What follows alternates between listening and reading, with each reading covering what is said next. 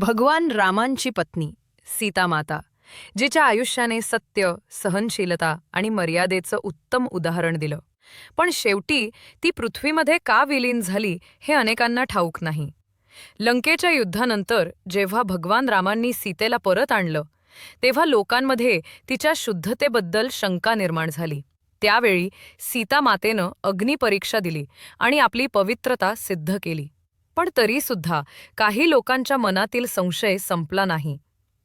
राजधर्म पाळण्यासाठी भगवान रामांनी आपल्या अंतःकरणावर दगड ठेवून सीतामातेला वाल्मिकी ऋषींच्या आश्रमात पाठवलं. तिथेच तिनं आपल्या जुळ्या मुलांना लव आणि कुश जन्म दिला. वर्षानंतर जेव्हा लवकुशांनी आपल्या पित्याला ओळखलं आणि सत्य प्रकट झालं, तेव्हा भगवान रामांनी सीतेला पुन्हा राजवाड्यात येण्याचं आमंत्रण दिलं. पण त्या क्षणी सीतामातेनं सांगितलं, मी नेहमीच पवित्र होते, आता मला माझ्या मायभूमीमध्ये परत जावं आहे. आणि त्या क्षणी पृथ्वीदेवी 2 धागात उघडली आणि सीतामाता त्या भूमीत विलीन झाली. हा प्रसंग फक्त एक कथा नाही, तर मातृत्व, सहनशीलता आणि आत्मसन्मानाचं सर्वोच्च उदाहरण आहे.